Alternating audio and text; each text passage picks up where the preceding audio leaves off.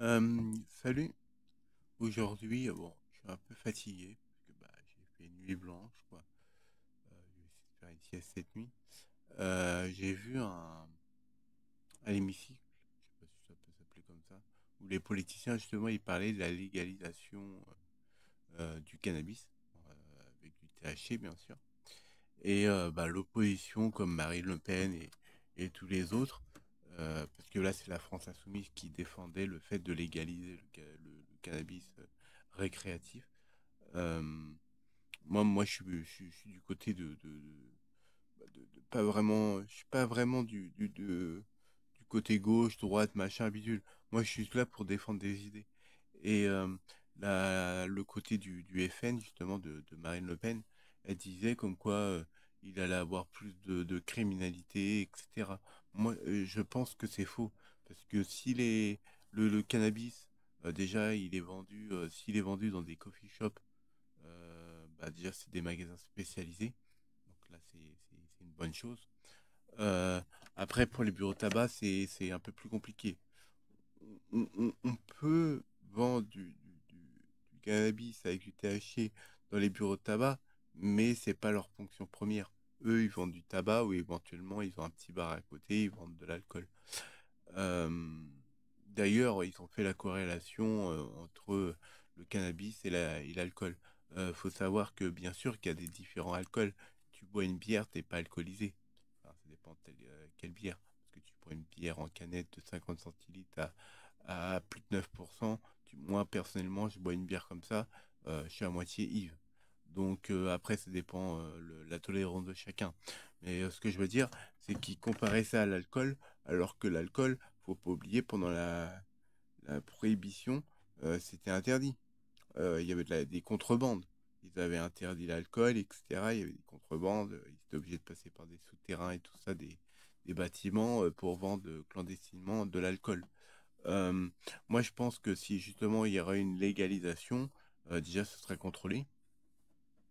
En plus de ça, pour revenir justement aussi à l'alcool, il parle du vin, il parle du tiroir, du savoir-faire des vignerons, qu'ils ont un savoir-faire, etc., de qualité, que c'est culturel, hein, bien sûr, le vin au niveau de la France.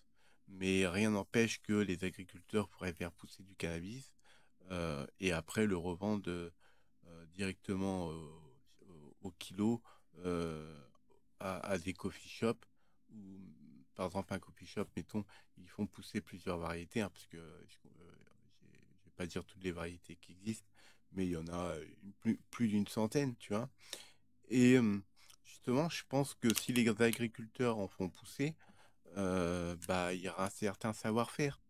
C'est pas, je veux dire, le vin, c'est quoi? C'est du raisin qui fermente, qui est dans des cuves à des bonnes températures, qui est bien aéré, etc. Et oui, il y a un savoir-faire, il y a toute une technique, je veux dire, il y a aussi le métier hein, de vigneron qui s'apprend. Et pourquoi il y aurait pas un diplôme justement d'agriculture sur le cannabis? Apprendre les maladies qu'il peut avoir, comme les araignées rouges, par exemple, comme les pommiers. Par exemple, si elles deviennent vertes, les feuilles deviennent jaunes, pardon, qu'il faut mettre du phosphore ou d'autres produits pour justement pour que la plante soit en bonne santé. Euh, Quel terreau il faut, quelle acidité au niveau du pH, etc. C'est aussi un savoir-faire. Quand est-ce qu'il faut la récolter? Peut-être que certaines variétés, c'est des autofloraisons, donc elles fleurissent toutes seules. D'autres non, il faut les mettre dans le noir pour qu'elles fleurissent. D'autres qui vont mettre plus de temps à fleurir que d'autres. Surtout qu'il y a de l'indica, de la sativa, et il y a une autre variété qui commence par un R, je ne sais plus son nom, mais c'est justement le cannabis sauvage. Et c'est lui qui a eu le moins de modifications. D'ailleurs, c'est une plante assez intéressante. Elle a un taux de THC qui est beaucoup moindre. Et en plus, c'est une plante qui est assez petite. Donc, partir sur cette voie-là, ça peut être intéressant. Par exemple, faire des hybrides avec cette... Ah tiens, je vais aller voir. Mais en tout cas, ouais, il comparait qu'on appelle ça, le vin au cannabis. Alors que, pourquoi pas? les... Alors, attends. 3 variétés de cannabis.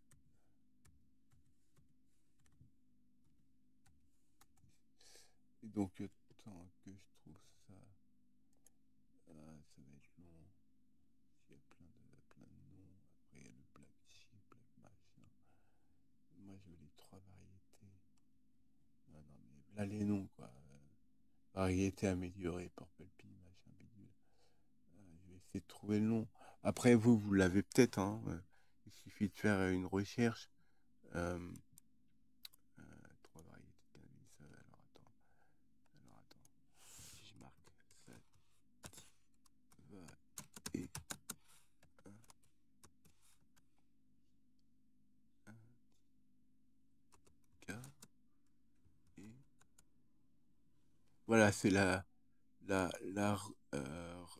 ruderalis. Attends, ruderalis, c'est une variété de cannabis euh, naturelle. C'est une plante qui est assez petite, qui grandit pas énormément, qui est pas trop touffue. Là, je regarde les photos au niveau de Google, en fait. C'est une plante plutôt intéressante. Je pense qu'elle est plus robuste parce qu'elle est plus naturelle. Après, au niveau des fleurs, je sais pas ce que ça va donner. Mais en tout cas, trouver justement une variété qui pousserait vite, qui aura un bon rendement, avec un taux de THC pas trop élevé. Parce que comme j'avais dit sur une autre vidéo, faire du cannabis avec 30% de THC, non. Clairement non.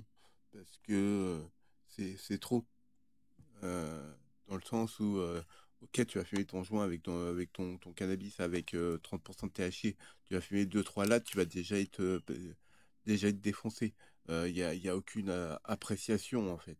Donc moi je suis plus d'avis à partir sur du cannabis qui sera entre, par exemple tu peux même partir sur du cannabis avec 2% de THC, mais faire des paliers, par exemple 1 à 5%, 1 à 10% et 1 à 15%. Donc par exemple ceux qui veulent tester, bon, après, j'imagine qu'il y en a beaucoup qui ont déjà testé, mais ceux qui veulent pas, qui ont un travail et qui veulent travailler demain, ils vont pas prendre un joint de cannabis avec 30% de THC le soir avant de se coucher. Non, ils vont plutôt prendre un joint avec 5% de THC, mais 30% de CBD. Et donc, bah, sur toutes les gammes, 5, 10 et 15, il faudrait qu'il y ait un maximum de CBD. Pourquoi? Parce que bah, le CBD, euh, ça atténue les angoisses. Parce que des fois, il y a certaines personnes, en fumant trop de THC, peuvent avoir des angoisses. Et donc, le fait de fumer euh, 5% ou 10%, même 15% de THC, avec les 30% de CBD, ça va couvrir un peu le THC et donc diminuer les angoisses. Et donc, bah, c'est une bonne chose. Et donc, bah, faut partir aussi sur le côté, comment dirais-je, médical. Parce que bah, on légalise bien le CBD. Euh, et donc, ouais, dans l'hémicycle, ils étaient à train de se battre en disant qu'il y a un savoir-faire, etc. Mais au Maroc, ils font bien pousser du cannabis et ils vendent ça, je crois je crois que c'est, je sais plus comment ils vendent ça le kilo. Je crois que le kilo c'est 200 euros ou un truc comme ça. Ouais, je crois que c'est 200 euros le kilo. Donc, ouais, bon, c'est ridicule comparé à nous. Euh, mais parce que eux, bah, leur, comment dire, leur vie, elle est beaucoup moins chère. Le PIB, etc. Enfin, voilà, vous m'avez compris. Ils ont pas beaucoup de revenus, quoi. Et donc, ouais, si nous, on fait pousser après du cannabis dans des laboratoires ou même chez des agriculteurs, bah, on pourrait vendre ça dans des coffee shops, ce serait contrôlé. Il y aura systématiquement une demande au niveau de la carte d'identité.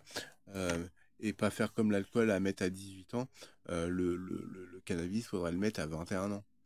Pourquoi? Parce que bah, à 25 ans, c'est le dernier moment où le cerveau a toutes ses facultés en fait. Toutes ses facultés, toutes ses aires, tout est activé en fait à 25 ans. Donc le plus tard possible est le mieux. Donc 21 ans, ça me paraît correct.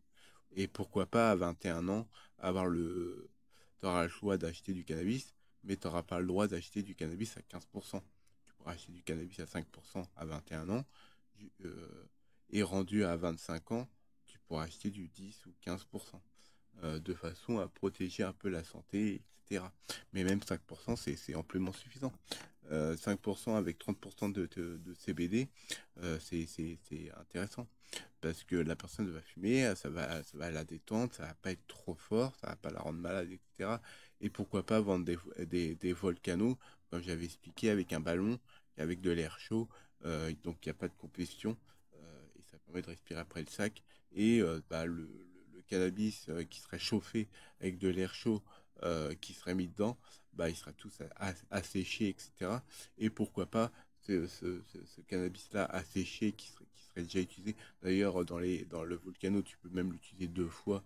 Et pourquoi pas mettre, mettons, tu mets 1 gramme bah, tu mets l'air chaud, tu mets dans ton sac, tu respires. Et après, la deuxième fois, si tu veux refumer, enfin, je sais pas si on peut dire fumer, mais si tu veux vapoter ou je sais pas comment on peut appeler ça, bah, tu peux très bien mettre un demi-gramme, par exemple, 0,5 grammes, et laisser le 1 gramme. Parce que le 1 gramme, il n'aura pas comment dire, vaporiser la totalité de son THC. Donc après, bah, tu mets 1 gramme, après tu mets un 0,5 g, et bah, tu auras un truc peut-être un petit peu moins fort, mais au moins, il y a moins d'usure. Et après, bah, le cannabis sec, bah, c'est pas trop fumable, mais tu peux très bien après le mettre dans, je sais pas, dans des bouteilles d'huile, d'huile de cuisine, par exemple, surtout l'huile de lin, parce qu'il y a beaucoup d'oméga 3. Donc bah, après, tu mets ces herbes-là dans ton huile en oméga 3 en lin, et après, bah, tu le laisses macérer pendant plusieurs semaines, voire mois, et au bout de plusieurs mois, bah, tu pourras peut-être t'en servir pour assaisonner tes salades, ou même mettre dans de l'huile d'olive, des choses comme ça. Et bah là, c'est de l'ingestion. Et bah, après, il faudrait mettre un filtre, hein, bien sûr, parce qu'après, il y aura les petites feuilles et les petits machins qui vont tomber dans ta salade. Après, ça craint rien, hein. Tu peux manger ta fleur, hein, la fleur de THC, surtout qu'elle a été chauffée auparavant. Donc, bah, ça craint rien, hein, de manger des feuilles de cannabis, hein. Faut pas oublier que les feuilles de coca, avant d'être transformées, les feuilles de coca, quand ils montaient les montagnes au Chili, ils mâchaient des feuilles de coca pour se redonner un peu d'énergie. C'était un stimulant, quoi. Il n'était pas transformé, c'était pas de la cocaïne, quoi. Et donc non, il n'y aura pas de dérive. Moi, personnellement, à partir de mes 20 ans, j'ai commencé à fumer. Là, j'ai arrêté de fumer au mois de mai. Le mois prochain, ça va faire 1 an que j'en fume plus. Je me suis orienté sur le CBD avec la cigarette électronique. Et ça me manque pas plus de ça. J'ai pas eu de manque. C'est pas comme l'alcool. L'alcool, par exemple, tu vas commencer à boire et tout. Si tu bois tous les jours, il y a un réel manque, que ce soit psychique et physique. Euh, L'alcool fait plus de dommages que le cannabis. Après, certes, si tu fumes un joint et que tu vas conduire une voiture, là oui, il y a des risques. Mais bon, faut pas être stupide non plus. Quelqu'un qui va boire un verre ou 2 verres de whisky, il va pas prendre sa voiture. C'est le même principe. Euh, et puis le fait de le légaliser, bah, dans les coffee shops, bah, ça permettrait de dégager de l'argent. Bah, déjà, ça permettrait de rémunérer les coffee shops, euh, d'avoir un salaire. Puis il y a des gens qui sont des passionnés, hein, qui aiment bien cette plante-là. Moi, personnellement, moi j'aime bien cette plante-là. Bah, après, j'aime bien les effets. Mais si je fume plus de cannabis, c'est surtout pour faire des économies, parce que je mets de l'argent de côté, parce que j'ai envie de m'acheter un terrain. Euh, et donc, euh, les gens, c'est des passionnés. Et moi, ce qui m'intéresse surtout dans le cannabis, c'est les croisements. Le côté où tu peux croiser plusieurs variétés. Moi, ce qui m'intéresserait à faire, c'est par exemple mélanger d'indica, de la sativa, faire du 50-50, mais vraiment 50-50. Ou par exemple faire 75% indica et 25% sativa, ou inversement. Ou pourquoi pas faire 100% indica, 100% sativa, par exemple. Et, de faire des variétés comme ça. Et surtout partir sur du cannabis qui a pas trop de THC. 30%, c'est trop. donc maximum 15%. Et donc ce serait contrôlé, ce serait dans des coffee shops, ça demanderait systématiquement la carte d'identité, donc les mineurs ne fumeront pas, donc après il faudrait avoir 21 ans, pas 18 ans, et donc avoir 21 ans, montrer sa carte d'identité, ça peut être une bonne chose. Et pourquoi pas, pour commencer, si c'est pas la légalisation tout de suite, déjà faire un premier pas, par exemple pour ceux qui ont des maladies chroniques. Moi, personnellement, avec mon handicap, mon hémiplégie partielle du côté droit du syndrome de Little, j'ai une hémiplégie du côté droit partielle, c'est-à-dire ma main droite, bah, il suffit de regarder, ma main droite, voilà, j'ai une hyper, je sais plus comment ils appellent ça, mais au niveau des muscles, euh, bah, ils sont trop. Et au niveau de ma jambe droite, c'est pareil, j'ai une paralysie partielle. J'ai 5 centimètres de décalage entre ma jambe gauche et ma jambe droite. Et donc ça me crée des douleurs au niveau du dos. J'ai une paralysie, c'est-à-dire que je ne peux pas courir, je ne peux pas sauter non plus. Euh, euh, Ma jambe droite, elle est paralysée. Je peux faire certains mouvements, mais je ne peux pas faire tous les mouvements. Et quand je dors la nuit, bah, je suis obligé de me mettre dans certaines positions ou même me caler avec un coussin au niveau de ma jambe droite pour qu'elle soit à la même verticalité au niveau de ma jambe gauche pour pas qu'il y ait un décalage et donc avoir un mal de dos. Et donc, bah, ça, bah, pour moi, ça m'aiderait. Et pourquoi pas faire des fioles à vapoter avec du THC, par exemple. Parce qu'ils font bien avec du CBD. Donc, pourquoi pas avec du THC? Donc, comme ça, on élimine le risque de goudron et de combustion. Parce que, bon, fumer un joint de cannabis euh, pur, il y a quand même du goudron. Donc, il y a une combustion. Donc, bah, c'est pas bon pour les poumons. Donc, faire un truc avec des fioles en THC, ça pourrait être intéressant. Parce que là, ils font bien des boosters de CBD à 6000 mg. 6000 mg, c'est 60%. Et pourquoi ils feront pas, par exemple, je sais pas, du 1000 mg de CBD et 1000 mg de THC, par exemple. Faire un mélange des deux. Et comme ça, bah, après, tu fais ton mélange avec tes fioles en nicotine, tu fais ton mélange et tu peux vapoter. Et bah, t'as le côté un peu récréatif du THC, t'as la détente du CBD, bon, t'as la nicotine pour arrêter de fumer. Moi, personnellement, moi, je suis sur la cigarette électronique, même si, enfin, moi, c'est surtout le côté pratique, en fait. C'est que bah, je vapote et j'ai pas le goût de rond, j'ai rien. C'est du propylène glycol, de la glycérine végétale, il y a un petit peu d'alcool, des arômes, et c'est tout, quoi. Il n'y a que 5 produits dedans. Et c'est beaucoup plus c'est éliminé plus facilement par l'organisme que le goudron, par exemple.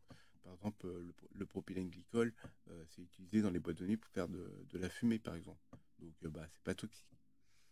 Et donc, je les voyais dans l'hémicycle à se battre en parlant du terroir du vin, etc., comme quoi c'est culturel, etc. Mais il faut arrêter d'être bloqué dans le passé, parce que si on continue comme ça, dans ces cas-là, autant continuer la corrida, le mettre partout la corrida, c'est normal, c'est culturel. Bah non. Moi, je considère que tuer un taureau pour le plaisir, juste pour lui mettre des picots et tout bordel pour le voir crever après, bah non. Et en plus, surtout que le mec qui fait ça, bah il est rémunéré. C'est cruel. Donc, on peut aller loin dans les trucs culturels. On peut aussi parler du Moyen Âge, où on brûlait les médecins parce que ils étaient considérés comme des sorciers ou des sorcières parce que ils utilisaient la médecine. Le clergé, il a clairement fait des dégâts. Euh, on a un retard technologique justement à cause de ça.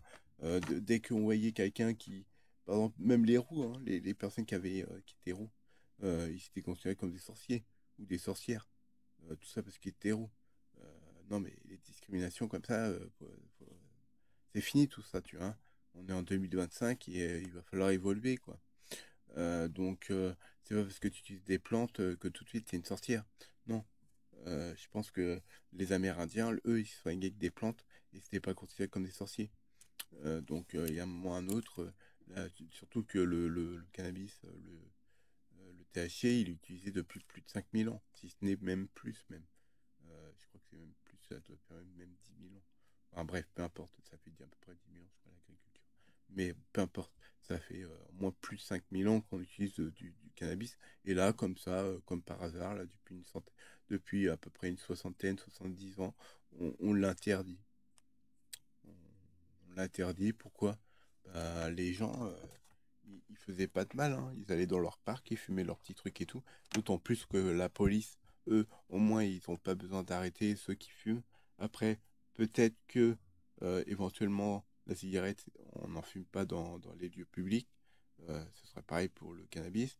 Dans les lieux, dans les pièces fermées, hein. Par exemple, tu vas pas fumer dans un magasin ou quoi que ce soit. Mais si tu es dans un parc, il n'y a personne, il y a pas d'enfants. Je veux dire, parce que les enfants, voilà, faut pas qu'ils respirent la fumée, c'est comme la cigarette.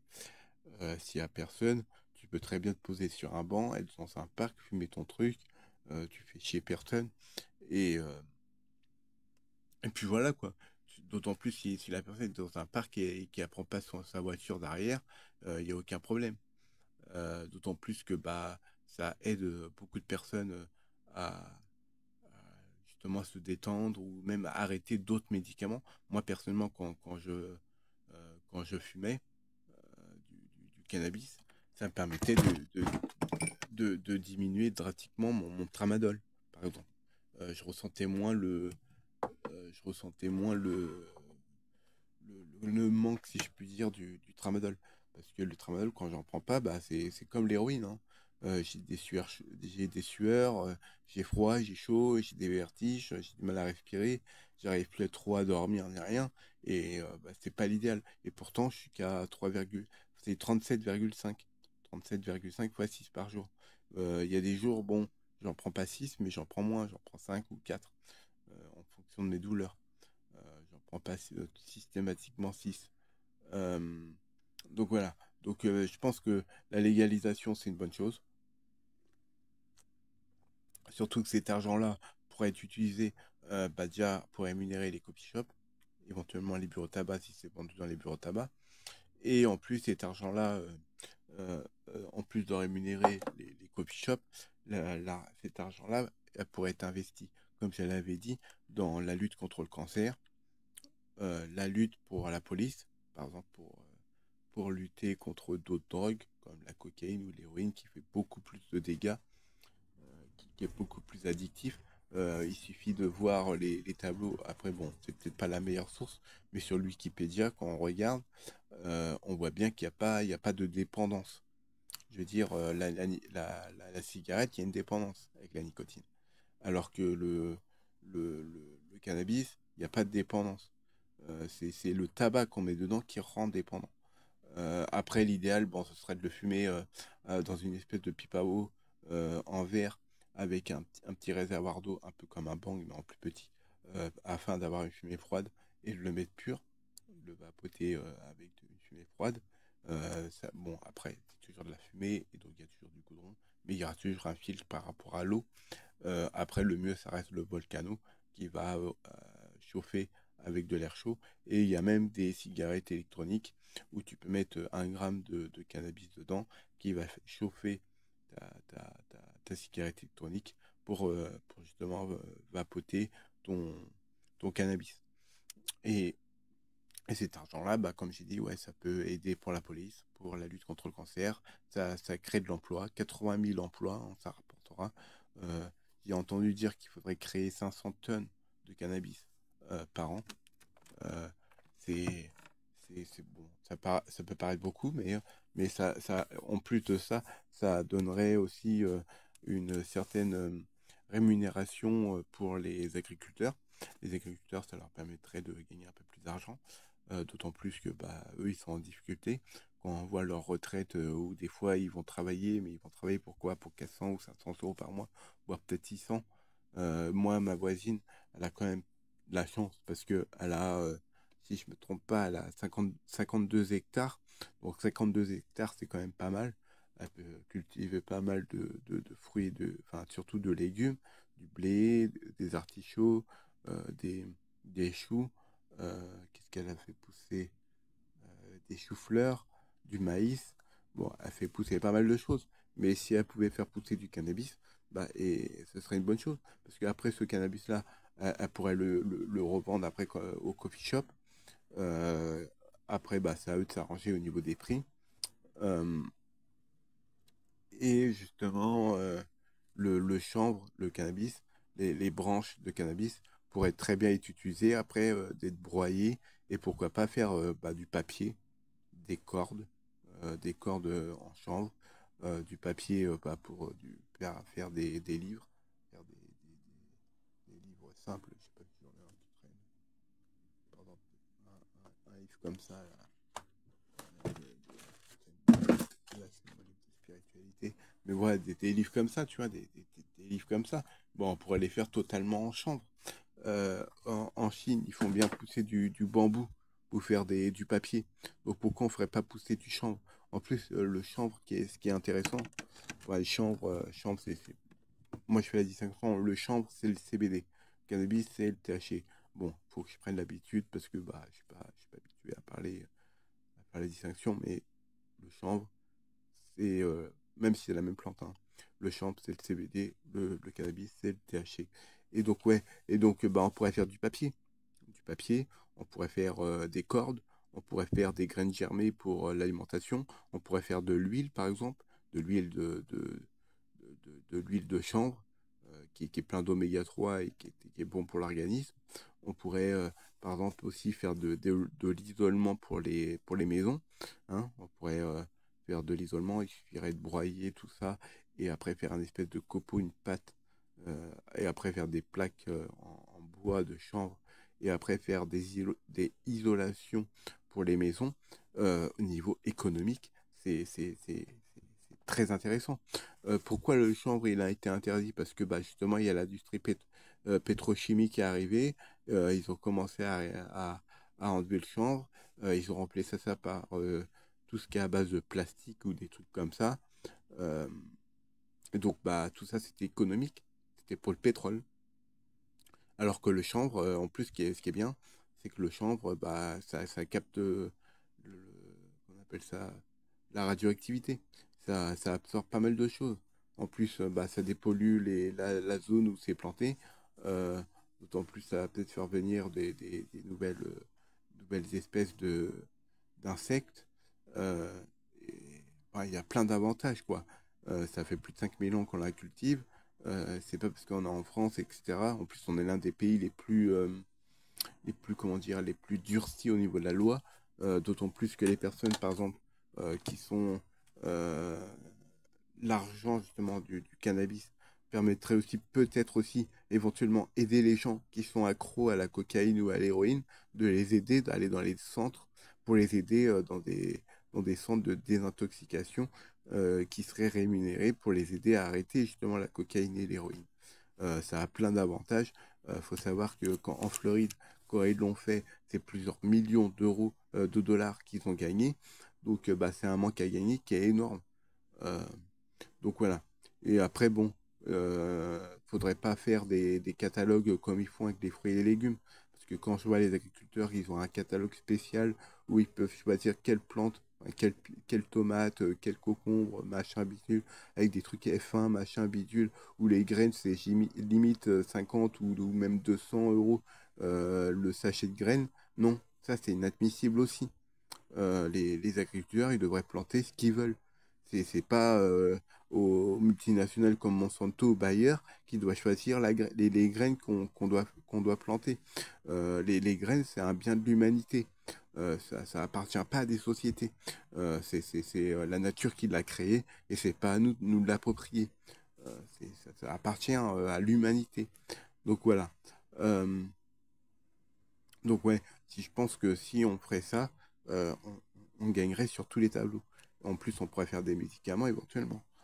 Par exemple, faire des médicaments. Bah, il y a déjà, hein, euh, je sais que quand je vais en grande surface, ils vendent bien des gélules en complément alimentaire à base de cannabis. Je ne sais pas ce qu'ils mettent dedans, mais des graines, etc. Mais c'est un truc pour dormir apparemment. C'est un truc un peu comme la mélatonine. Mais en tout cas, s'ils font des fioles en THC, pour moi, je suis le premier à en acheter. S'ils font des fleurs de cannabis à 5% de THC et 30% de CBD, et, enfin 10 et 15 avec 30% de CBD, c'est une bonne chose. Après, les gens, ils ont le choix. Soit ils achètent du chanvre que avec du CBD, ou soit ils achètent du cannabis, mais à 5, 10, 15%, mais il y aura forcément du CBD. C'est une obligation. Il faudrait que ce soit une obligation. Pourquoi? Parce que, bah, comme j'avais expliqué, bah, le CBD aide justement à diminuer l'angoisse, parce que justement, de toute façon, il y en a toujours du CBD dans une plante de cannabis, peu importe où tu fais pousser ton cannabis, que ce soit de la locale ou peu importe, il y a toujours du CBD. Mais il faudrait qu'il y ait un rapport supérieur au THC en CBD, de façon à ce que comme ça, la personne quand elle fume, bah, elle se détend et en même temps, bah, il y a moins d'angoisse parce que bah, faut pas... Il y a aussi des effets négatifs, hein, bien sûr. Euh, et donc, bah, le THC créera moins d'angoisse parce qu'il y a le CBD. Donc voilà. Donc ouais, c'est un manque à gagner. Faut arrêter de défendre le tiroir, le vin, tout ça. Pourquoi le vin? Et pourquoi pas le whisky? Le nombre de dégâts d'accidents de la route à cause de l'alcool. Ça, on n'en parle pas, et pourtant, c'est en libre service, hein. Je vois même des mineurs qui achètent de l'alcool, et pourtant, ils n'ont pas le droit, hein. Ou moi, je me rappelle quand j'étais petit, je devais avoir une dizaine d'années, ma mère me disait d'aller chercher son paquet de tabac au bureau de tabac. Je devais avoir 10 ans, 10, 11 ans, et bah, le bureau de tabac il me donnait des paquets de clopes. Alors que c'est illégal, c'est 18 ans les, les, les cigarettes. C'est comme les jeux à gratter, c'est moins de 18 ans. Et pourtant, il y a des mineurs qui peuvent en acheter. Donc voilà. Euh, Peut-être justement renforcer les lois justement sur ça. J'ai même vu un reportage qui disait comme quoi les buralistes, ils sont obligés de mettre maintenant des rideaux ou même des espèces de portes coulissantes pour empêcher de voir les paquets de cigarettes, pour pas inciter les gens à fumer. Mais bon, les gens, ils savent, hein. C'est marqué sur le paquet, hein, fumer tue, hein. D'ailleurs, j'ai jamais compris ça, hein. Tout le monde sait, hein, que la cigarette tue, hein. Et pourtant, les gens continuent à fumer, hein. C'est pareil, hein, on peut parler du McDo, hein. Le McDo, c'est de la malbouffe. On sait très bien que si tu en bouffes pendant un mois non-stop, tu vas avoir du diabète, tu vas avoir des problèmes de santé, etc. Mais pourtant, les gens en mangent. Voilà. Voilà ce que j'avais à dire. Donc, bah, je vous fais des poutous, hein. Prenez soin de vous. Tchuss.